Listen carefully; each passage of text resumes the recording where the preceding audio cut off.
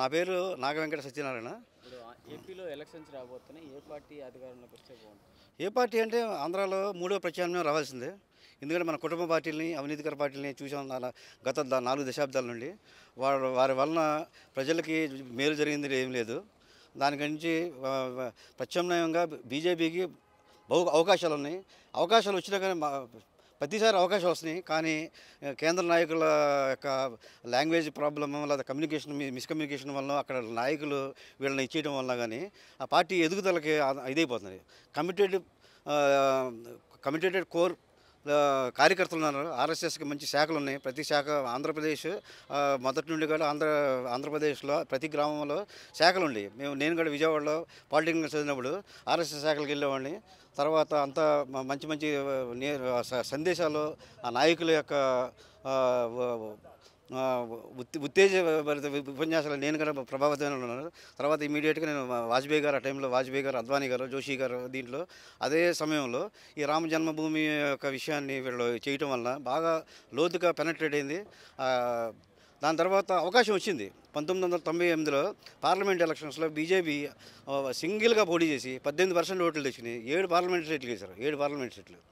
ఆశ్చర్యపోయాం మేము. అసలు ఏంటి బీజేపీకి ఇంత ఇది ఉందని. రాజమండ్రిలో గెలిచాం, కాకినాడలో గెలిచాం, అన్ని చోట్ల మంచి ఫైట్ ఇచ్చాం. 18% ఓట్లు ఈ ఆ టైంలో కాంగ్రెస్ ఉండేది, తెలుగుదేశం, 2 బలమైన పార్టీల మధ్యలో. ఇప్పుడు ఢిల్లీలో ఉండి తెలుగు రాష్ట్ర రాజకీయాలను ఏ విధంగా చూస్తున్నారు, ఏం చెప్తారు? రాజకీయాల్లో బాగా దిగజారిపోయినండి ఆంధ్రాలో. ప్రత్యేకంగా ఈ కుటుంబ పార్టీలు, అవినీతి పార్టీలు వీళ్ళు ఏంటంటే ప్రజాసేవ మరి చేసి వాళ్ళ కుటుంబం, వాళ్ళ శ్రేయస్సు, కుటుంబం కొరకే పనిచేసే పార్టీలు ఉన్నాయి. తప్పితే వీళ్ళకి ప్రజా సంక్షేమం లేదు. ఏదంటే ప్రజలను ఏంటంటే మత్తులో జోగిస్తున్నారు. ఏమిటంటే ఉచిత పథకాలు, నా పథకాలు, ఈ ప్రొడక్టివిటీ కార్యక్రమాలు కానీ, ఇన్ఫ్రాస్ట్రక్చర్ డెవలప్మెంట్ కానీ ఏం లేదు. నేను ఆంధ్రాలో చాలా వరకు చూశాను ఈ మధ్యలో.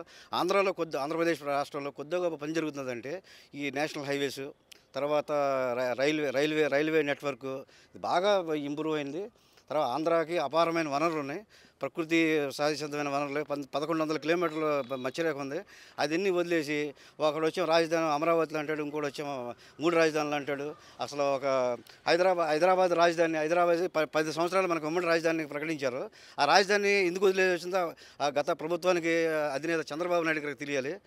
తర్వాత ఉన్న స్టేక్ను వదిలేసి రాత్రి అక్కడ వెళ్ళిపోయాడు. ఆయన తర్వాత మనకి అమరావతిని డెవలప్ చేద్దాం. అమరావతిని డెవలప్ చేయడం ఏదన్నా కానీ ఒక ఇల్లు కట్టాలని ఏదైనా ఫేసుల వారికి డెవలప్ చేసుకో. అంతేగాని ఒకేసారి నాకు 1,00,000 ఎకరాల్లో రాజధాని కావాలి ఏదో ఆయన యొక్క ఇదన్నట్టు అది తిరిగి 5 సంవత్సరాలు అలా టైం వేస్ట్ చేసి ఆ రాజధాని కొద్దిగా పనులు జరిగినాయంటే అది ఏమైనా హైకోర్టు ఉందంటే కేంద్ర ప్రభుత్వం నిధులు ఇచ్చింది, సెక్రటరియట్కి కేంద్ర ప్రభుత్వం నిధులు ఇచ్చింది. తప్పితే తర్వాత వచ్చిన ప్రపోజల్స్ అన్నీ ఆయన ఏం చెప్తారు సార్? ఎన్నికల దగ్గరికి వస్తున్నాయి, మీరు పొత్తుల్లో భాగంగా వెళ్తే బాగుందంటారా? పొత్తులు లేదు, బీజేపీకి పొత్తుల్లో అవసరం లేదు. బీజేపీ ఇవ్వాలి కాబట్టి రేపైనా కానీ బీజేపీకి ఉంది. బీజేపీ ఏంటంటే ప్రత్యామ్నాయంగా మూడో ప్రత్యామ్నాయంగా పొడి చేసి ఈ ప్రాంతీయ పార్టీలని కబలించాల్సిన అవసరం ఎంతైనా ఉంది. పొత్తులు అనేది అవసరం లేదు. పొత్తులు ఉండడం వల్ల ఏమవుతుంది, ఒకసారి ఆయన ఆ పార్టీ వస్తుంది, ఒక పార్టీ వస్తుంది. తప్పితే వేరే వాళ్ళని ఎవరు రానివ్వట్లేదు. వీళ్ళ అధికారం వీళ్ళ మధ్య దోబూసులాడుతుంది. అభివృద్ధి అడుగంటికి పోయింది. అన్నీ ఉన్నాయి కానీ అల్లుండి వచ్చాను అన్నట్టు. ఆంధ్రాలో అపారమైన ప్రకృతి వలన మానవ మేధో సంపత్తి ఉంది. ప్రపంచం మొత్తం మీద మన ఆంధ్ర యువత కానీ, ఆంధ్ర పారిశ్రామికవేత్తలు కానీ అన్ని చోట్ల ఉన్నారు. కానీ ఏంటంటే లేనిది ఏంటంటే ల్యాక్ ఆఫ్ ది పొలిటికల్